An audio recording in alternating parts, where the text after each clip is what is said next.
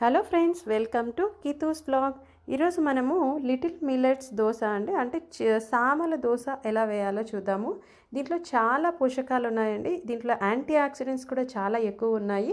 So మనకి immunity అనేది చాలా పెంచుతుంది ఈ సామల దోశ, చిరుధాన్యాల దోశ వచ్చేసి.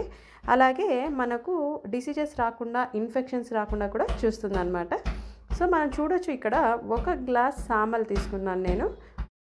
1 గ్లాస్ సామలు తీసుకున్నాను. అలాగే సేమ్ గ్లాస్తో రైస్ కూడా తీసుకున్నాను. సో ఇంకా మనకు ఉద్దిపప్పు అనేది ఒక చిన్న గ్లాస్కి తీసుకోవాలి. చూడండి, మీకు ఇలా గ్లాస్ చూపిస్తున్నాను కదా. సో వీటిని బాగా వాష్ చేయాలి, ఎందుకంటే సామల్లో చాలా ఇది ఉంటుంది కాబట్టి. సో 2 టైమ్స్ 3 టైమ్స్ బాగా వాష్ చేసి బాగా నానబెట్టాలి. చూడండి, ఇక్కడ 5 నుంచి 6 గంటలు బాగా నానబెట్టాను. అప్పుడు మనకు సామలు అనేది బాగా నానుతుంది. తర్వాత ఇవన్నీ మనము మిక్సర్ జార్లో వేసుకొని బాగా మెత్తగా, మనం దోశ బ్యాటర్ ఎట్లా వేసుకుంటామో అలాగే మెత్తగా గ్రైండ్ చేసుకోవాలి.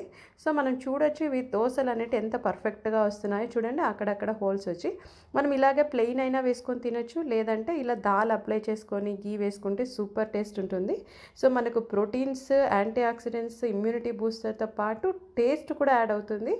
మనకు దోశలు అంటే నచ్చని వాళ్ళు ఎవ్వరు ఉండరు. సో ఇలా దోశలు ట్రై చేసి వేస్తే కిడ్స్ కూడా లైక్ చేస్తారు, బాగా తింటారు.